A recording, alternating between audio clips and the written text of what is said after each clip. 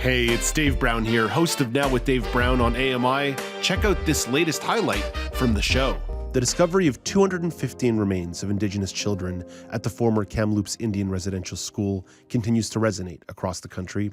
Indigenous leaders have said this may only be the first of many similar unmarked graves. Dr. Kisha Supernant is the director of the Institute of Prairie and Indigenous Archaeology at the University of Alberta. She and her colleagues have utilized modern technology to search for burial sites, and we're pleased to bring in Dr. Supernant this morning to speak to us from Edmonton. Dr. Supernant, thank you for making time for us today.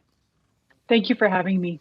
You were quoted in a recent Toronto Star article saying you believe that current death records of children in residential schools are a, quote, significant underestimation. What leads you to that hypothesis? We know that the archival records from these schools are incomplete. Some were destroyed, some were misplaced, some may have been deliberately removed from the record, and some churches still have not shared those records with the National Centre for Truth and Reconciliation. So the gaps in the record are clearly present, and that means there could be significantly more children who died or witnessing from these schools. Who would have been responsible for keeping these records? Most of the time, there would have been records kept with each school. Those would have been things like quarterly reports, which list the children who are in attendance. There are other sources of sort of correspondence between the priests and nuns who ran these schools and the federal government. The government itself did also have some. And the different churches who ran the schools, so there's been a lot of talk about the Catholic Church, but there's also Anglican, United, Methodist church-run residential schools as well. So there's one of the challenges to the records is the fact that they are held in different places and may have not been kept in the same ways. You and your colleagues have been using technology to try and find some of these unmarked burial sites. What are some of the technologies and techniques that you're using to uncover these burial grounds? We use what we call remote sensing technologies. So these are technologies which don't require you to dig things up, where we can look below the surface of the ground and get some sense of what's happening. The most common type of technology used is ground penetrating radar. And that is where you take a small antenna, which is usually housed in a box-like structure, and you do move it along the surface of the earth. It sends a signal down, basically a radio signal at a certain frequency, and that signal bounces back differently depending on the composition of the soil below where the antenna is being pulled. So what we're actually looking for in these cases is the signal of the grave shaft itself. So when you dig a grave, you dig down into the earth, that changes the soil composition when it's refilled. If there's a coffin used, in some of these cases, there are coffins used, the radar can also bounce off of the coffin, but we don't actually see the body. We don't actually see any sort of outline of the body itself, just the pit where the grave itself was dug. Unfortunately, as you mentioned, there could be more burial sites to be found. I'm curious how you and your colleagues find the initial leads to investigate spaces. A lot of the work is bringing together multiple forms of information that we might have. So I mentioned already the records. Some, in a residential school case, some residential school plans included an area for a cemetery. They anticipated that children were going to die in these schools. So that can help us narrow down some possible locations. But really, one of the best ways to try to narrow these things down is to talk with community, and especially with survivors and families, because they have stories. And they've been trying to tell these stories for many, many years about seeing children die, seeing children be murdered, seeing burials happening, sometimes actually being asked to bury the children, to dig the graves themselves.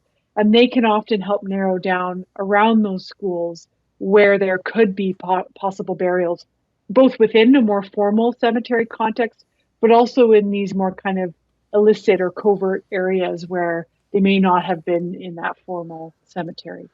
In the last few days, we've been having a broader conversation about investigating the grounds of more residential schools across the country. In your mind, who should be responsible for leading these investigations? Ultimately, I think the communities whose relatives attended these schools need to be leading the discussion, need to be saying what it is that they want to have happen around their schools. And then the federal government needs to provide the resources and connect those communities with the expertise in order to meet those needs, because different communities will want to do different kinds of things.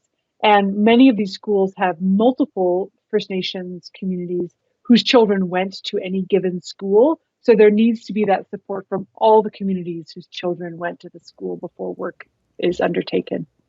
Dr. Supernant, I know you and your colleagues have been working on this for years, and I hope that you won't find it crass if I just ask you, what's been your reflection over the last few days as this has gained so much mainstream traction?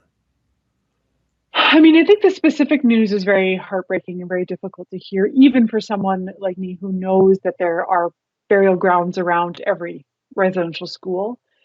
At the same time, I think I have some hope that we'll be able to move forward with the work and that communities will finally have the opportunity to have the resources that they need in order to locate these children, to do the ceremonies that are needed, and where they wish to do so, to pursue justice, to try to hold those accountable for the harms done to these children.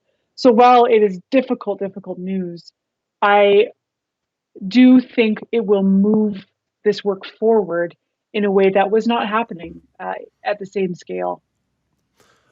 Along those lines, something that we've talked about on air this week is how there can be no reconciliation without truth, and looking at this is the truth. More broadly, I'm curious what actions you'd like to see coming out of this tragic discovery and unfortunately more tragic discoveries you might find down the road. I would like to see, as I mentioned, I want communities to have the resources to find their children and to do what they need to bring them home. But I hope it also can, non-Indigenous Canadians in particular, continue to reflect on the history of residential schools, but also on the current situation that many Indigenous communities are facing across the lands we call Canada. There remains, ongoing issues around many Indigenous children are still taken away from their families, but it's through child welfare system instead of through residential schools. Many reserves still don't have clean drinking water and infrastructure and adequate housing. So I think if we can take this sense of hurt and of outrage and of shock and make sure that we're not only focusing on this issue, but that it's part of a broader colonial structure which continues to impact Indigenous nations today. And I just hope that once it, comes out of the news cycle, because I've been involved in many interviews this week, that it still has that sustained push for action. That's, could be a turning point, a watershed moment to really take action around many of the issues that Indigenous peoples are facing that are all part of this legacy. So many of the conversations we've had as the social justice conversation has become more magnified over the course of the last year is precisely that it's not about a moment, it's about a movement. Mm-hmm. Exactly. And Dr. Supernantz, I know it's been a difficult week, so we really appreciate that you were able to make some time for us today and share some really important perspective as we continue to reflect on this show on the legacy of residential schools. I appreciate the invitation and thank you for having me. That is Dr. Kisha Supernant, the director of the Institute of Prairie and Indigenous Archaeology at the University of Alberta. She spoke to us from Edmonton, Alberta this morning. Do you want to dive into more conversations like this? Watch Now with Dave Brown weekdays at 9 a.m. Eastern on AMI TV or download the podcasts wherever you listen.